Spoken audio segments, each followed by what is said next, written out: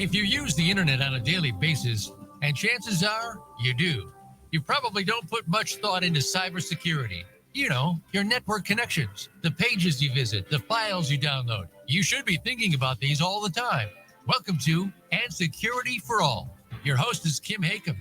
We're here to help you understand, in general terms, how and why your cybersecurity should be kept in check. Now, here is Kim Hakim. Hello, everyone. Happy New Year. I haven't seen everyone for almost a month with the holidays. I'm Kim Hakim, your host. If this is your first time tuning into the show, welcome. Welcome to another episode of And Security for All. We had such a great lineup of speakers in 2021. If you missed any of our speakers, please go check us out on Voice America on the Business Network. And any place you like to listen to your podcast, you will find Voice America, and you can find And Security for All. So we are here in 2022. Last year seemed to fly like every year does, but all my colleagues and friends in the cybersecurity industry had a very nice holiday gift. They had Log4j 2020. We wrapped up with SolarWinds, and now all the security teams are out there bogged down with the Log4j issues. My hats are off to all the hard workers out there fighting the continued fight of cybercrime, breaches, hacks, you name it. We're actually going to be talking about that today. We're going to be talking about zero trust, how to make real progress in months, not years. Zero trust is such a overwhelming word we see on hashtags all over the place. And let's go back to the basics and talk about, how do we wrap our head around this, and how do we, just really go back to zero trust? What's that mean? We're going to discuss tips, tricks, lessons learned, and what to avoid. But before I invite my guest in today, and I have two guests today, I wanted to update everyone on what's going on in the FutureCon world. For those of you that may be new listeners, FutureCon puts on cybersecurity conferences all throughout North America. Everything that we're going to do in 2022 is in a hybrid mode. We have roughly about 28 conferences that will be touring throughout North America. We have a few virtuals out there, but we're really trying to move away from virtual, and we want to get back to live events. The good news is our live events will always stream, and we will always have virtual attendees. The bad news is that we're still trying to get those people that don't want to leave their house to come out and see us again. We're actually going to be in Dallas on January 20th. And my two guests here today, Banyan Security, they are going to be a sponsor of that event today. We have so many industry cyber security leaders that are doing keynote. Well, first of all, that event in Dallas, we have some of the best speakers in Dallas that are going to be speaking at that event. So if you want to check out that event, please go to our website at futureconevents.com, and we would love to see you live or virtual.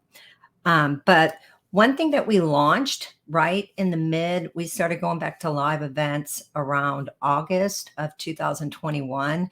And it's definitely been a struggle getting people to come back out, but people are starting to come back out. And one thing we've decided to do over the next year is celebrate all those hardworking cybersecurity professionals in the industry who are working hard, and they probably feel like they're never getting acknowledged.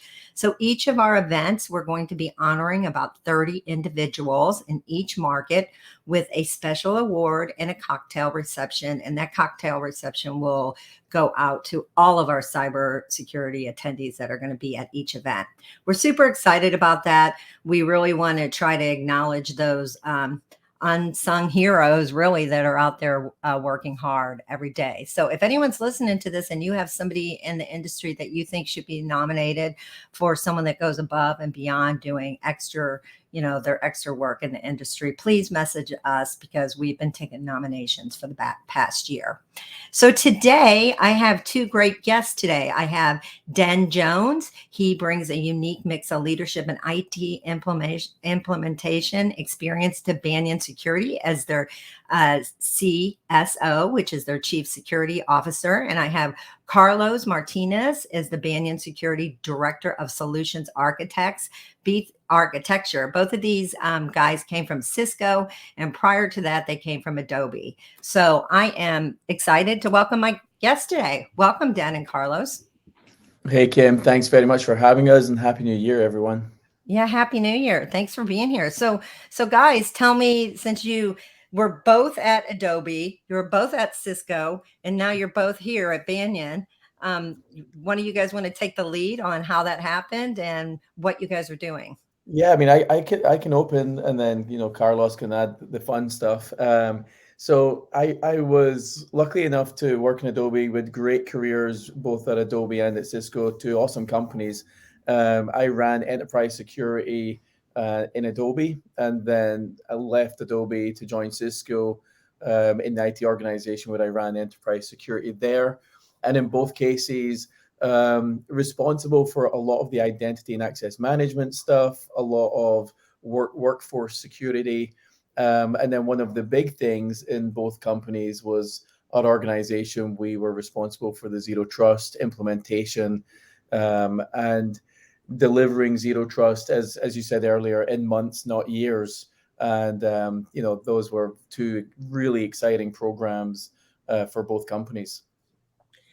Yeah, and I've been focused, right? I'm a practitioner at heart. So I was a security engineer at Adobe, really was excited to hear about this whole new initiative around Zero Trust and what it could do, not only from a security perspective, but how it could enable our workforce, and really was a big part of that rollout there. And when I heard Dan was at Cisco, I was like, well, you guys are working, Cisco's working on a similar initiative. So was excited to be part of that. So it's been, I guess we're a package deal at this point, but no, not so much. It's been exciting though. Yeah. Well, go sorry, ahead. Kim, I was just going to say, but the move to Banyan was a really interesting one. So during our time in Adobe, we became a Banyan customer. We got to know the Banyan team. We loved the product and their strategy and what they've been working on. So as they've matured and evolved over the years, we were speaking with the co-founders, and they asked us if we wanted to join Banyan in the crusade. Zero Trust, as you said, it's a big marketing term. There's not many people out in the world who have actually got experience of deploying Zero Trust, especially in that rapid fashion. And we were just super excited to join, what I think of as a company that's uniquely placed in the industry, and a company that has a very compelling story and solution. So for us, we had great confidence. I mean, look, you don't leave a company like Cisco, which is an excellent company, to join a company like Banyan without having some faith in the future of Banyan and what Banyan's delivering in the industry. So for us, it was not a leap of faith. It was a leap of real enthusiasm and enjoyment of joining such a young, future thinking team. It's such an interesting, industry that we live in because, I, just like you, have a million competitors out there that do, the same thing as I do. Fortunately, I've been in the industry 20 plus years and had a different company I founded. And so I think that's the same thing with Banyan and all these new companies that are, coming to life, is that we have so many great leaders in the industry that are coming from companies like Cisco and, all those other great companies out there, and Kaspersky, and so many of them that have taken the leadership teams and then developed these companies like Banyan. So I don't know a lot about the history of your founders, but is that the case? Where did your founders come from? I don't know, Carlos, do you want to jump in on that one? So yeah, Giant, I can tell you that, and they all come from deep technical backgrounds, right? Where I can tell you our CEO, Giant, comes from VMware, where he was a big part of some of the initial technology out there, and was one of the mentors, was a co-founder, and so they have deep technical networking knowledge. The product has actually sort of have moved or evolved from service to service to more of a focus on user to service. But yeah, they come from their Stanford grads, and just come from the background of just networking expertise, some identity chops, and yeah, it all sort of comes together, because with this particular zero trust network access solution that Banyan provides, you need a little bit of that versatility, right, of an endpoint component to proxy solution, identity aware proxy, et cetera, et cetera. So it's all come together. So before we dive into zero trust and talk about some of these things we're going to talk about today, I do want to remind you guys that the listeners on And Security for All, not all of them are super technical like you guys are. So there may be moments that I'll ask you to break that down a little bit for us so they can understand what we're talking about. But I saw in your bio, Den, there was a little fun fact in there. So I have to ask you, it said Den released music when it was on vinyl, and I definitely miss vinyl, but it says, what was that? So tell us, Dan. Yeah, and yeah, I'm glad you said, not everyone's super technical, because I always confess I'm not super technical. That's why Carlos is here. So on the vinyl front, the music front, I still am involved in music. I write and release and produce music under the name Urban Punks. It's all electronic stuff. I've got a lot of influences over the years from the 1980s synth pop bands and things of that nature. But I collect vinyl. I'm a huge vinyl fan, and I'll collect everything. I go to antique stores and I find old Beatles stuff, Bob Dylan, The Doors, anything really that's not in my collection or that I think isn't in the collection. So yeah, I'm a big vinyl fan, and I did release music. The first record I released was in 1994, and I was a young 22-year-old kid going around the rave scene, playing gigs and stuff like that, which was a very fascinating experience, which is probably good for another podcast, I guess. I know I have so many questions, and I don't want to go off there, but I do have one question, because I haven't actually heard a vinyl record on a radio player, like a whatever you call them. I mean, I grew up listening to that. So what's that sound like? I guess it's high tech enough now because they've redeveloped all that stuff. Is that good sound coming out of that? Well, it's good sound in my studio because I've got really expensive speakers for my music production, but I actually still use the original Technics turntables that were built, back in the 80s and 90s and stuff.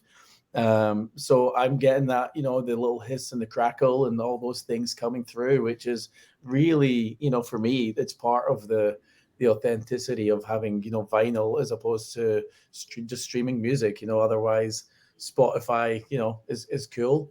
So I use that, but nothing beats putting on some vinyl. That's awesome. Maybe I'll have a new hobby this year, but I doubt I'm going to have time, but that would be a fun one. So anyway, let's go talk about zero trust. And, so much, you see hashtags all over the place, zero trust, zero trust, zero trust. So, let's just kind of start down, let's downscale it a little bit, and let's talk about what zero trust is. And zero trust, one of the things you said is, how can you turn an organization into a place where you can implement zero trust in a month and not years. So I would like to hear from you guys, and you guys can choose whoever to start. How does a company, say it's not even an enterprise level company, say it's a company with 500 to 1,000 employees, what would your advice be in training all of the folks in the corporation how to wrap their hands around zero trust? So yeah, if you don't mind, I'll start, and then Carlos can throw in some color here. So let's define zero trust, right? So first of all, I have no trust that when you get 20 people in a room, they'll all have the same thoughts on what zero trust is. So I think that for me is the opener, right? And in our context, I think of zero trust, and you can have service to service, but for now, let's focus on users accessing applications and services. And the industry traditionally always went along the lines of, we're going to use a username and password that will help us understand who you are. And if you're going to access resources on the inside of our network, you're going to go through a VPN. And in both cases, the experience in doing so, and even the security posture in doing so, it's not exactly evolved much over many years. If you look at the last 15 years, it hasn't really evolved much. We introduced things like multi-factor as part of the identity stack, the authentication piece. And then from a VPN thing, there is some posture check that you might do during a VPN. But as a user experience goes, it's not really evolved, and it's certainly cumbersome and clunky. So if you can think of it, let's take the authentication step and make that simpler, a better user experience. Let's remove the need for the user to VPN in, and make it easier for them to access those internal apps and services. And then very importantly, let's include the posture check of the device, because I might have 5 devices and they all may be at a varying level of security posture. Some of them might not be patched, some of them might be managed, some of them may not, some may not have any endpoint software. And then at the end of the day, you could have one device compromised, but your other 4 not compromised. So how we handle that as part of that access is the thing that I think that has really evolved more and more over the years as zero trust has become more mature. So taking the user context and the device context as part of that access and enabling a smoother access into those apps and services is a huge part of it. And Carlos, do you want to add any more there? I mean, in a nutshell, from a user to service perspective, that's on point, right? And it's being granular in providing that least privileged access to those resources, and validating on a per app basis, right? So once you establish that for accessing a specific resource, you're doing that for the next attempt to access another resource, and that's where some of the traditional methods like VPN just fall short, right? You validate once, or you ensure that the user is who they say they are, and they now have full access to move around laterally. So yeah, with zero trust, yes, and a lot of us are familiar about the security benefits that come with it, and as Den pointed out, once you start establishing that user and device trust, you're able to do some really exciting things. At least I find them exciting, where you can improve that experience for accessing resources. You move away from the premise that you have to be part of a network segment to access these resources, and now because you are now adding other layers of security, you're able to make these resources available without having to connect to your network via VPN or anything. So you can provide a more, I like to say, frictionless method of access. You're also able to reduce the number of times you're prompting a user for their credentials, because you have other means to sort of verify, again, establish that user and device trust. So big user experience benefits, including those security benefits that many of us are aware of from a zero trust network perspective. So we spend so much time on the show, and we read so much about the news, about all the bad things that have been happening in the industry, because they happen every day. So let's talk about some of the highlights of what you're seeing when people are implementing zero trust in a company's security posture. Give us some examples of what you've seen from bad to good, and by by following your advice, can you give us some good examles? Yeah, I mean, oh, go ahead, Ben, if you want to jump in. Oh, you jump in first, then you go. Yeah, so I'd say, one of, and we, by the way, I've had the pleasure of talking to a lot of like my peers in the industry, right? Practitioners that have gone out and have, either begun to research, getting started in their journey, or are well into their journey. And one of the biggest things is that a certain team or engineer or manager will go off and try to boil the ocean. They'll develop a plan and try to deploy this across their organization. And the reality is, and as Dan pointed out earlier, once you start introducing this notion that device health matters in order to gain access, you'll start to discover that, hey, some of my devices that I didn't know, they were in a degraded state, or this or that, and it may raise some headaches or cause some unforeseen issues. And so really for us, one of the big tips that we give is like, find a specific use case and start there. And slowly, as you gain that experience, expand and iterate. And so that's one of the things is really starting finding that use case. And in our previous role, one of the use cases that we found was just that acquisition use case. New users that had to access certain resources, and we had to provide a method to do that. Now, traditionally, you had to go and build infrastructure and connect that infrastructure to the company. And with zero trust network access, you're actually able to do a lot of that without requiring the old traditional infrastructure methods. So that's one sort of tip. Dan? Yeah, and I think, well, the one of the things for me, when we've done this before, I spend most of my time working with the executives, getting the sponsorship, getting the buy-in.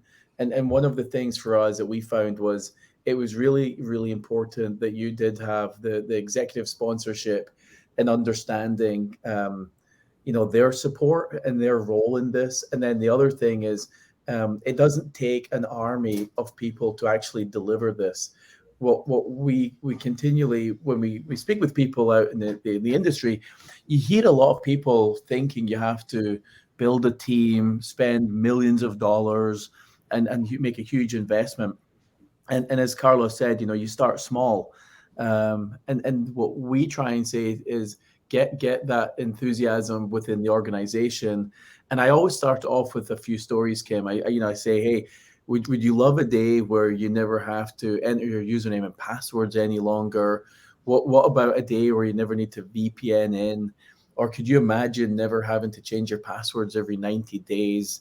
And everyone's like, oh yeah, we'd love that. And it's like, well, could you imagine that being real in 5 months? Because we know we have the ability to deliver that. Carlos and I have got the experience where we have delivered it in months and not years. And I think the one thing when you talk to the CIO, the CIO conversation is different from the CSO conversation, because we love to say to the CIO, these are the benefits for your workforce and your experience there. Even things like reducing service desk tickets related to password changes. And then on the CSO front or the security team, you can turn around and say, hey, would you like users to not enter their passwords again, but yet in the background do continuous authentication? Would you like it so that you almost eliminate lateral movement? And also, when you're thinking of your network security and your segmentation, would you like to simplify that? And VPN in today, when most VPNs, when companies build them, they give their full-time employees broad access to the network as opposed to just that one application. So we're taking it away from being an open network VPN scenario to something which is really nice and tight and controlled. So when you go in and you're talking to the CIO or the CISO and you're trying to implement a product that's going to, keep their security posture safer, how are you working with them to train the users to follow the rules that because there's always one or two bad apples in every organization that can take down the whole company. So what's your stance? Where do you come in with that? Yeah, so the great thing there is you don't have to train your users to enter their passwords less, and you don't have to train their users to not have to use VPN. So that's a great thing, right? So there's a really low friction deployment, and it's a low risk. We in both scenarios, we found that we actually could under communicate the transition and the change because it was pretty seamless to the workforce. But one of the things when you start implementing zero trust the way that we've done it is we get a position where you now decide if you want to enable the posture check to prevent the access to an application, in which case you do need a good platform that gives a user some acknowledgement back and make it self-service for them to remediate. So to your point, Kim, if they've not patched their device and we want that device to be patched before you allow the access to the application, we have the ability to be notifying the user that that's where they're not meeting the requirement, and then how do they remediate that so that they can do that themselves without calling IT, because you don't want, you want that to be self-service. You don't want that to be a cost burden on IT. When you start to share this with the CIO, for example, you can turn around and say, look, here's the financial benefits. And everybody understands there is a cost to password related changes at the service desk, and it's a friction for your users. So if I turned around and said, wait a minute, we can reduce password related tickets by 60 or 80%, is that of interest? Instantly, the CIO likes that number, right? They like to see that, because password related changes are usually in the top 10 count of service desk tickets. So things like that, it is a conversation where you get to kind of share, 3 big benefits with the CIO and 3 big security benefits. So it's really cool. Very rarely in your career do you get a chance to lead a project where you improve the workforce experience while improving security. And the zero trust implementation, that's exactly what you get. So I have a question coming more from, I have a really great relationship with many, many great CISOs in the industry, because I'm not trying to sell them anything. They're invited to be speakers on my shows, and it's just great that I don't have to sell them anything, because it's a tough world out there trying to get in front of a CISO. And you see many, I've seen over the holidays, many prominent CISOs posting things on LinkedIn, yelling at salespeople, stop booking calendar invites on my calendar and blah, blah, blah. How do you, it must be such a tough world when you have such a strong message that you want to deliver to these, C-level executives. How do you compete with your competitors to get in with them? I know you have your sales team and that's what their job is supposed to be, but what challenges are you seeing with that? One of the things that I know and you're right, Kim, there's a lot of noise out there, right? That's the reality is zero trust is something that's used everywhere. And you're also right that, that's not, we don't hold that burden necessarily, but what we've done is we like to get out there, and we have in meetups or just different peer groups where we try not to touch on the actual product or solution. And what we've done is we've gone in and talk about, just like we're doing here, about approaches, what's worked, what hasn't. And I think for us, everyone that we're talking to is just interested, just generally want to know what's worked on your end from a communication standpoint, and what tactics were really helpful for ensuring that there's an uptick in adoption, or when do you start enforcing access to certain resources, et cetera. So on our end, and then maybe you can provide some additional context. But I mean, I have not seen anybody sort of turn us down, when we've been discussing more from a practitioner approach on the methods for adoption.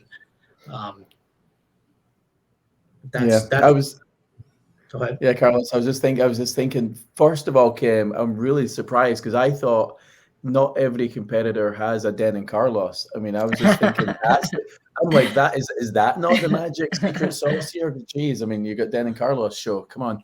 And then in all seriousness, I think it's one of the unique things about Banyan, which really was exciting for us when we joined, was they actually have a free Teams edition. So, I always had an aversion for salespeople, and I apologize up front for any salespeople watching or listening today. But you don't want to have to call a salesperson in order to find out if the secret sauce actually works. So the cool thing about Banyan is we've actually got a Teams edition. You don't need to call us. You can just go online. You can get up and running in 15 minutes, and you can see it work. So I think of one of the differentiators we have is really our speed of deployment. And you don't need to talk to us and speak to us about it. You can actually try it for yourself. And we will not bug you because you tried it, right? So I think that's really, really cool. And then they have a Den and Carlos team, which very few of our competitors actually have. Well, there's only one Den and Carlos, so there you go. But it is just because I do deal with hundreds and hundreds of sponsors, and that's what makes I love our sponsors. But everyone's great, and it's just such a competitive world. And I think that there is a certain due diligence that the chief security officers have to do by looking at all different types of products and services that are out there. But I can see how they can be so overwhelmed because there is so much out there. So what are, going back to some of the tips and tricks and lessons learned, have there been some lessons learned that you sit down and have discussions with the CISO about, this is what we were doing before, what do we need to do now? What lessons have we learned from what we did wrong, and what can we do right? I'd say, some of the pitfalls that I know we've run into have been things like going out and using the right terms, even to sort of get your users to adopt. So using the term zero trust as an example for your user base, right, has been negatively received. And so you can use other sort of terms to say, hey, if you want borderless, frictionless access, this is a new method of getting out there. So small things from like changing that conversation or focusing on the conversation and selling and upselling the benefits to your users as you're deploying is one thing. Another is really not relying on a single vendor to do it all. I know vendors will sort of sell that, they can do the identity, the endpoint management, and all these other functions. The reality is enterprises want to integrate. They want best in breed, and they want all these components to work together. And so really not budging from that, right? If you have an identity solution that you're using and you're happy with, really resisting the need to like move and transition for this zero trust initiative. So those are, I know for me, are two sort of things that I always tell people is make sure that when you're communicating out to your users, that you have a crisp message and to leadership as well. And then the other thing is like, hey, make sure that the product you do select integrates.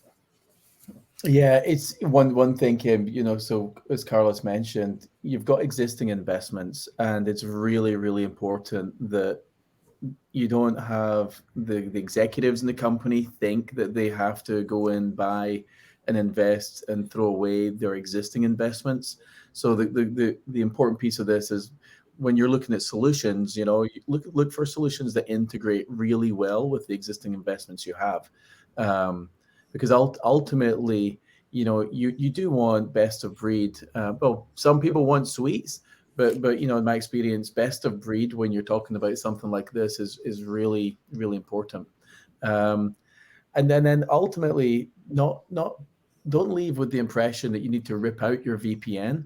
I've never used that as an excuse or a justification for the zero trust programs that we've led before to say we're going to get rid of VPN. You're more than welcome to look at your VPN options, but I think what really happens over time is your VPN usage starts to reduce. And what is important for us, and one of the lessons learned was we struggled in both cases to understand which applications were the heaviest hitting applications via VPN that we then say, let's zero trust enable those. So that getting that information and transparency into that journey, we managed it, but it took a lot of work for us and a lot of heavy lifting to do that. And then I'll close off with, you don't need a big team. The existing people that look after the existing things, like the identity stack or the endpoint security stuff, or the MDM, these are the same people that are going to participate in your zero trust effort. So you don't have to build a huge team in order to get good results. So what do you think, we've been almost 2 years in this COVID world that we live in. We started seeing people starting to go back to work, and now, companies are going back remote again. So what do you think are some of the biggest challenges that the CISOs, what do you think they're going through right now with all these changes of people coming back to work and then suddenly they're back home? So again, what advice are you giving to them, and how are you staying ahead of that curve of all these changes? And something bad can happen because once again, here we are quickly going back home again. Yeah, so I'd love to start by saying, everyone's been home and they're on their home networks, and the quality and the security of home networks varies. So the risk is that you may have infection on your device, or you might bring something bad into the office network. And because most office networks are wide open networks, so once you get in, you think you're safe because you're in your corporate network. Then if there is anyone with a compromised device or malware, then those bad actors will start to spread really quick. So for me, the ability to turn your corporate network into a guest network where all you can do is get to the internet, I think that is a really compelling story for any zero trust, endeavor. And so I think that's a huge one. That's why knowing the posture of the device and the visibility into what they're accessing, and then getting that network so that you can't have a huge, big, wide open, office network. That's for me is really important this year as we're starting to transition back in and back out and back in, and hopefully everyone gets to return to work soon. Yeah, Dan, I mean, that's exactly what we're hearing from folks. And as we discuss, what the long-term sort of plan is I think everyone's in agreement that we're moving towards this hybrid world, right? And simplifying the corporate network is something that I know a lot of folks have discussed. So yeah, came back to your earlier point. I think that is like, what does the future look like? I think it's that hybrid world, and how do you simplify your corporate network so you can apply some of the same principles. And things just come out of nowhere. For example, we did a wrap-up event in 2021 in Atlanta. It was the perfect storm, Omicron and then Log4j, and all of a sudden we're trying to get these people to come back out. What impact do you think Log4j is now going to leave with, again, going back to zero trust, and what can people do that just seems like a mess, and I can't really wrap my head around the whole Log4j thing, but you guys are the experts on that. Yeah, I think, from a networking perspective, making sure, your egress and the access to these systems internally, that you really got that choke point, and you can, try and block things there. Ultimately, it's really about developers and instant responders. My hat's off to those people who work tirelessly over the break, because they're going to spend a lot of time trying to identify code in older systems, and how do you protect those things is a challenge, I think, that's going to be around for a long time. Carlos, I don't know if you had anything you wanted to. Yeah, exactly what Dan said, right? We are not obviously not out of the woods yet. Just people are this is going to have a long-term effect for folks, patching and whatnot. So yeah, it's definitely something that changes, the view will change the view on like moving forward, how you quickly assess and determine how the impact in your organization. But Yeah. yeah, this will have And far one thing I want to make sure, Kim, I'm clear on is Banyan, from our perspective, we have no impact with Log4j. Luckily enough, our founders, one of our co-founders, made great decisions early on with the technology stack that we use. So lucky for me and our team that day, we looked internally and there was nothing to find. It's not in our stack, so we were pretty delighted by that outcome. We have a really great, it's on our YouTube channel at FutureCon Events. And our last wrap up, we had James Azar, who is from the Cyber Hub podcast, and we had Homeland Security there. We had a lot of government sector sitting on a panel, and it was right when Log4j came out, and they did an hour talk about it. And one of the things James said is, as cybersecurity practitioners, we're like retail workers at Christmas now. All of a sudden something hits us and we're working hourly and we get our time off. Well, I don't know when they ever get their time off, but I definitely, that was a bummer for all those people that had to work through the holidays and are still working. So anyway, I had to talk a little bit of Log4j because it's still out there and it's still keeping people hands down 24/7. So, but going back over to Zero Trust, can you kind of tell us, going back to some of those examples and some of the things that Banyan Security is doing when you go into a company, and how would they even get started with, if they're already into something with a different vendor? And, I kind of feel like a lot of people, if it's not working, if it's working, don't fix it. So how do you get them to, that scare factor of, hey, things could change tomorrow, you better protect yourself? Yeah. So what I can tell you is that, for organizations and practitioners, we all know the end state of where we want to be. It's that transition that is critical, right? It's everything. And having the tools that allow you to sort of iterate, and I mentioned this earlier, is you find the use case and then you gradually start expanding, and having the tools that enable that is key. And in particular, Banyan Security does offer what I feel, and was one of the reasons why at Adobe selected Banyan, is because of the versatility, all the different tools that enable you to get started with things like a service tunnel, where you can have the ability to allow access. And as you gain visibility, then you apply these very granular policies that apply zero trust principles. So it's all about, again, finding that versatility, having the different capabilities to enable you to transition to that end state. Yeah, and I would say, Kim, it's really interesting. We were fortunate that we ran the identity stack, so for the workforce authentication, and it was pretty easy for us to insert into that workflow of the authentication the posture check to ensure that we would, as you're authenticating to those apps, we can check the device posture. And this is one of the cool things, is if you can sit there and say, I want to just pilot this in a small environment, you can see it working, then that's a really easy way to get up and running.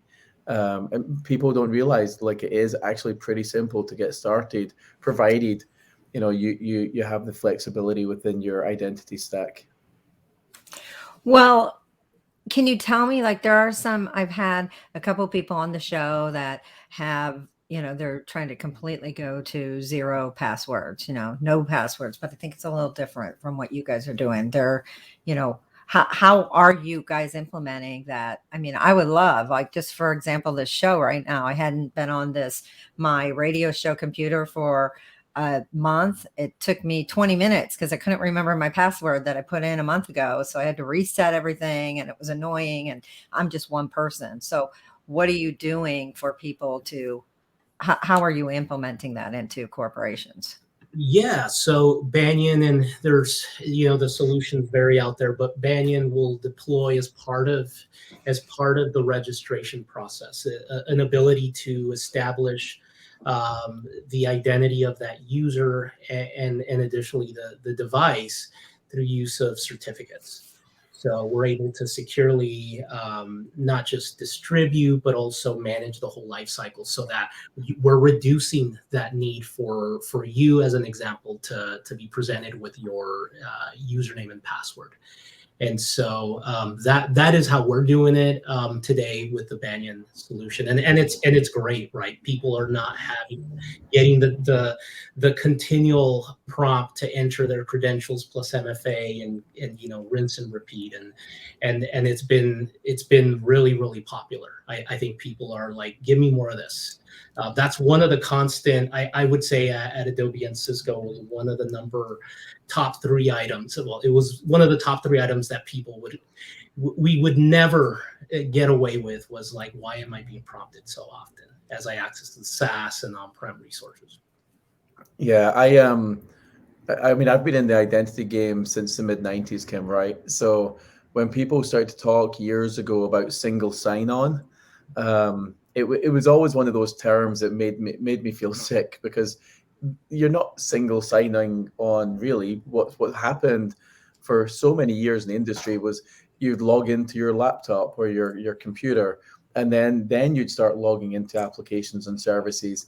And if the application team didn't partner with the identity team into your single sign-on platform of choice, then the users would have to log into that specific application again. So the reality is usernames and passwords, it's not that they don't exist any longer, but what you're really trying to do is have them be in the background, so the users don't see or are prompted to enter a username and password.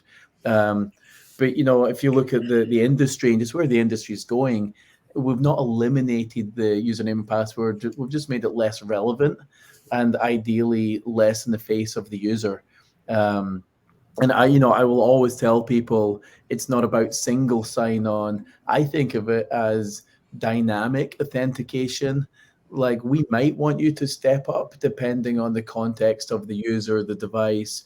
We try and also have you log in less or see an authentication prompt less, because we've got a better trust with the user and the device context.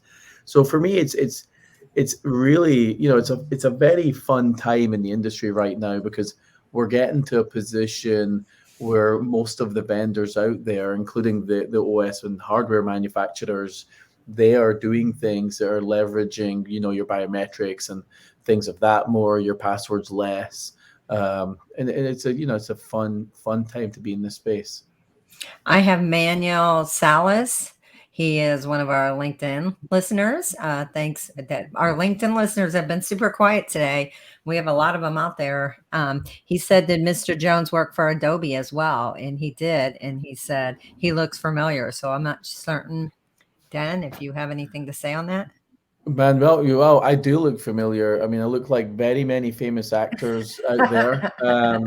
So if you watch some good movies, I'm sure they've used my face in many of them, I guess. But yeah, nice to see you, Manuel.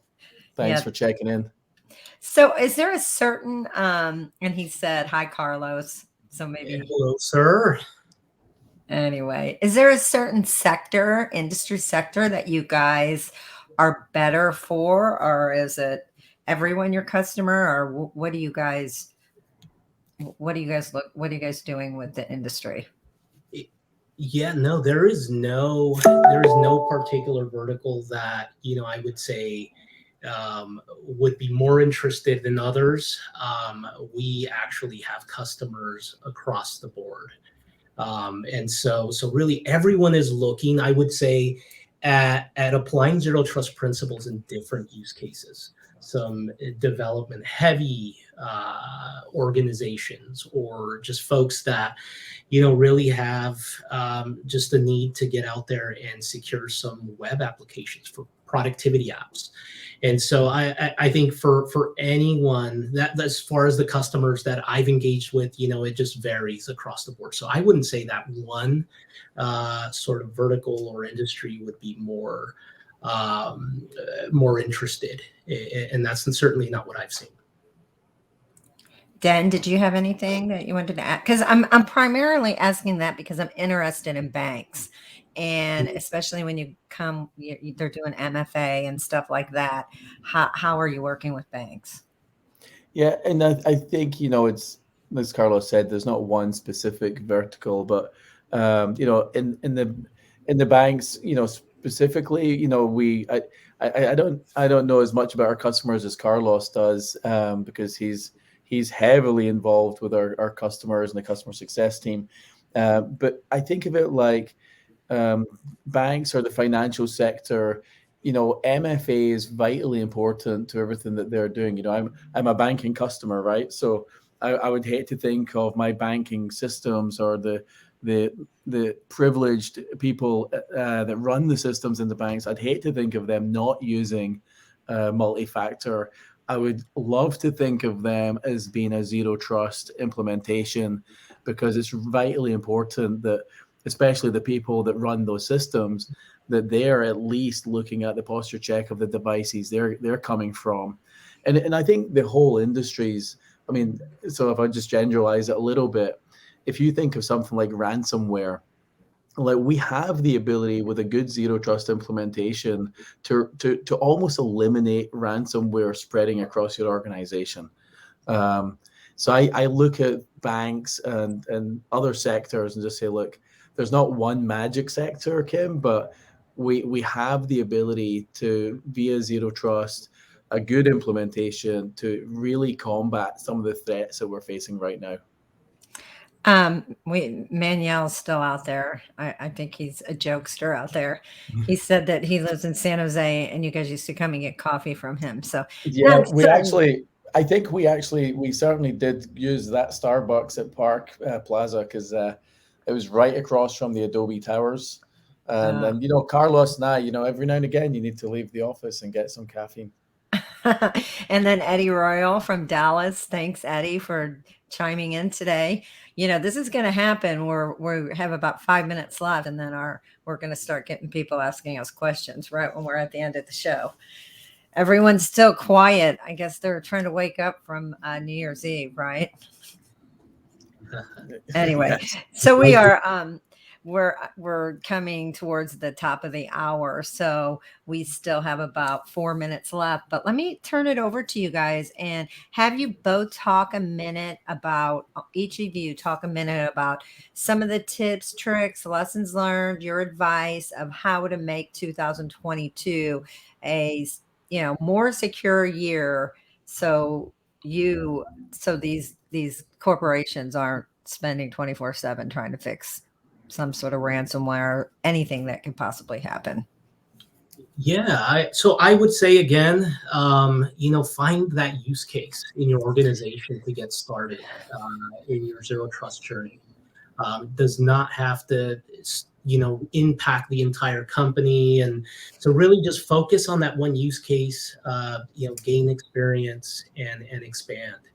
And as Dan pointed out, if you are looking to just kick the tires, just kind of understand, how a product, the Zero Trust Network Access product works, or just want to, without any, sort of commitments, go to banyansecurity.io, try out the Team Edition, and you can get started really, really quickly. Yeah, Kim, I think the thing I'd love to leave everyone with is, with a good zero trust implementation, you can certainly secure and protect your environments a lot more, right? That's pretty easy to take away. And then the other thing is, if you're really struggling to get started, come up with a plan, but then also, hey, reach out to myself if you ever want to hear our stories and even have us, talk about your environment. We're not the sales team, so I'm not trying to sell. I'm not motivated or commissioned by selling, but I am certainly, as a practitioner, really excited to meet other practitioners and help however we can. Are you guys excited to get back out there in person? And I know you're going to be live at our Dallas event on January 20th. How excited are you, and how encouraging are you to people to come back out in person? Yeah, I mean, hey, we are super excited about the event. We booked our flights and hotels weeks ago, and we can't wait to get there. We'd hope we'll see many people out there, and then certainly, ideally, we can talk some tech and talk about how people can get started. Absolutely. Yes. Can't wait. My wife can't wait to get me out of the house either. Well, good for you guys that you booked your hotel and flight, because I'm running the event and I haven't done that yet. So I better do that when we get off this show. But guys, thank you so much for spending the last hour with us. I look forward to seeing you guys out in Dallas, Texas, and then you're going to be in Los Angeles. The Super Bowl just moved out of Los Angeles, so let's hope we're going to see each other in Los Angeles. I'm not hanging my hat up yet, so I'm planning on having that event. But thanks again, guys. Carlos Martinez and Den Jones from Banyan Security. Thank you so much for spending this past hour on And Security for All. Super excited for next week. I have Tina Piccioni. She is one of the greatest speakers I've ever had. So on one of my shows, she is now working for Google. Let me get it correct. She's working for Google Cloud. She took that position last year. So make sure you guys tune in next week, because we are going to have a great conversation with Tina Piccioni. Thanks again, everyone. You guys, Happy New Year again. Thanks for tuning in, and check us out at futureconevents.com, and we will see you next week. Stay safe, stay secure. Have a good weekend.